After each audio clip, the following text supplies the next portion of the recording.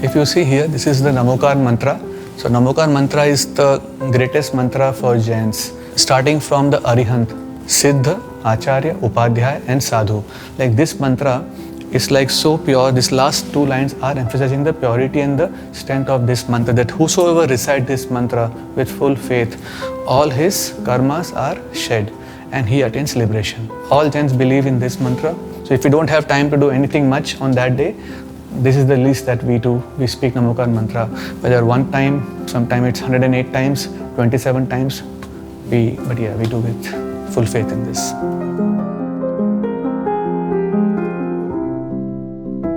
So originally I came in 2001. I was a bachelor then.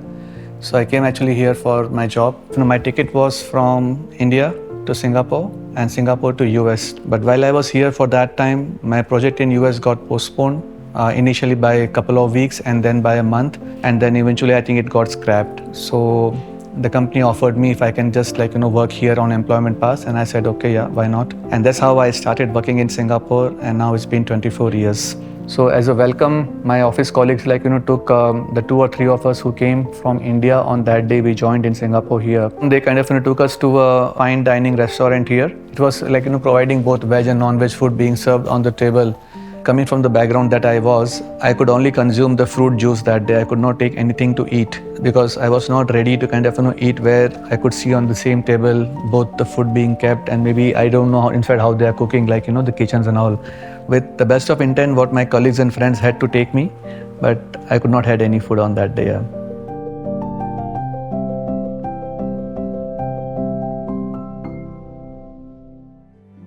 As per the Jain preachings, we need to be very mindful about the food we consume. So we are pure vegetarians. So we don't actually eat any kind of meat, whether actually fish, meat, seafood, whatever is totally prohibited. Within vegetarian also, we are not supposed to eat the undergrounds. So underground, when we say, is like potato, onion, garlic, and that's for a reason, because it's being observed scientifically and also proven now that those forms of life, they have much more microorganisms within them because of the conditions they grow in. And also to have that kind of food, you have to uproot the entire plant, because potato is a root. They are roots, so you have to uproot the entire life and it comes out completely, right? Coming to Ahimsa's perspective on food, it's like eating food that is actually causing minimal hurt or minimal violence to even the simplest of plants also.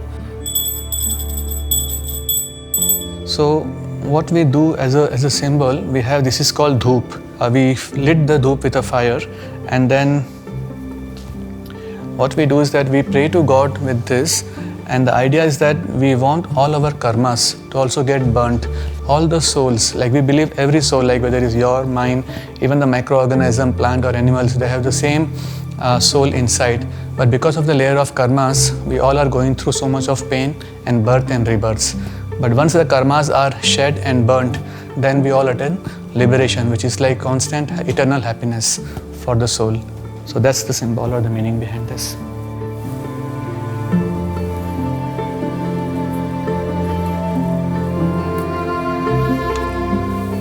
And before coming to Singapore, I was in India. So that time to me, I was still very much in faith, but I was more got my faith from my family, from my parents, what I see them doing. And I had by that time developed little understanding of why it's being done. In my parents' house, we never have potato, onion, garlic. It never comes in our house. When I was young, all the way till I left for my college, I never ate those things. So I was eating always Jain food. But I was not knowing the deep reasons behind those, that why it's not being eaten. Right? So I was following it completely, but without having the full knowledge of why it's being done. I was knowing partially, but not fully to that, full understanding of that. Even going to temples, going for pilgrimages and all, I was doing it, not knowing the full understanding behind it, that why am I doing so. But when you come outside the home, right, you always have 2 options of either following something that you see around, something new here. You can either choose that, or you can try to continue what you have been doing for the last 20 plus years. So at that time, when the 2 options come to you, then you are forced to think that what is right for you. So for me, I think that made a difference, because that time I tried to find the reason I can do something option 1 or option 2, and which one is best suited for me and which option should I take. Yeah. In Jainism, we believe that everything we do has a scientific meaning or purpose behind it. We usually don't do any ritual for the sake of doing it, but after coming here, I started to deep dive into each one of those things and trying to find a meaning. So then it becomes more stronger that why I was doing something. So that was a time where I saw the cultures coming together, whether it's eating, whether it's practicing. And Singapore is a great place, a perfect place where you see so many of races, cultures, faiths coming so close. I don't know any other city in the world which has so many different faiths and cultures living so close to each other and with equal respect for each other's values and traditions. So that was a first exposure for me on that day. And from that, maybe I would say that, I have learned to accept and adapt other cultures and their values and their traditions as I have faith in my own, but I know to respect theirs as well,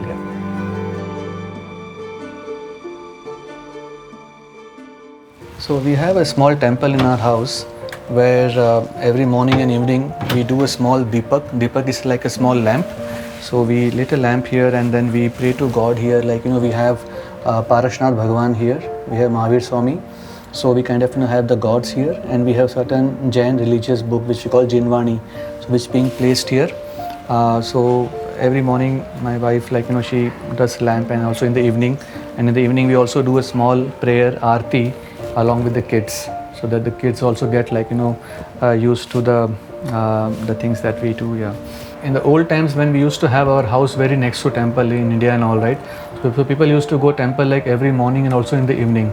So morning it was compulsory, even evening people go when it's very close to their house. So when they come back, their dinner done, they go to temple and pray. Now in here we don't go to temple that frequently, right?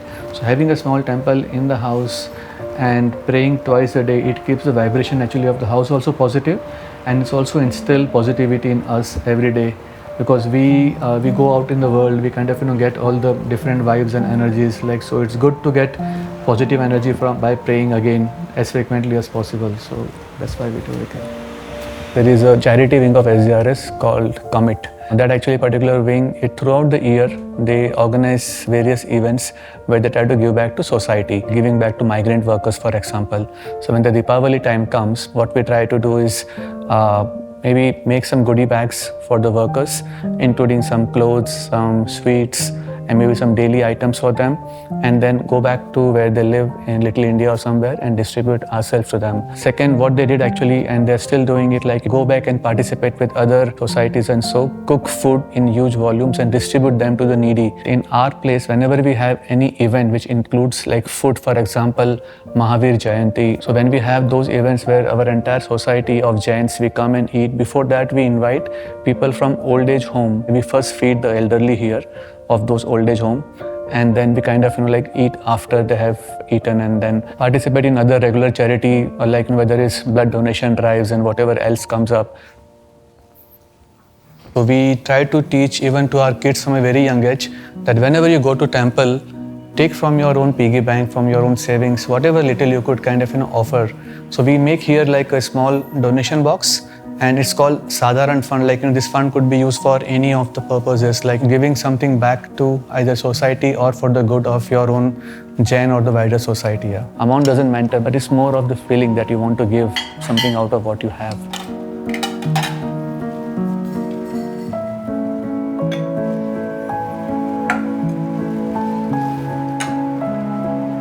Okay, so this is today's menu. What we have today is it's called spinach pulao. It's a kind of biryani, but a simplified biryani where we have spinach, mint, and it's cooked with pure Jain food. So there is no underground potato, onion, garlic also is not used. This is raita made out of curd. It complements and goes very well with a biryani or with pulao.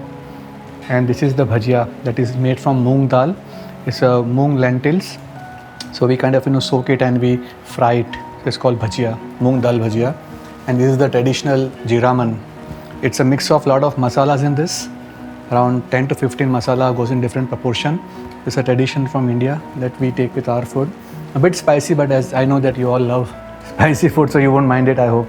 And you can try it. I hope you like it. So this is our today's menu here. This is all a journey that we follow. As I grow more forward in my spiritual journey, as you tend to become more aware about what you are doing. And it's not only about eating, it's what you are doing. So you try to do a few different things more and a few other things bit less. How we should live life, the daily virtues, like, and so there are different, I would say, tenets of religion, right? So there are a lot of positive virtues which I think I need to imbibe and grow forward as I grow spiritually in my Jainism journey forward.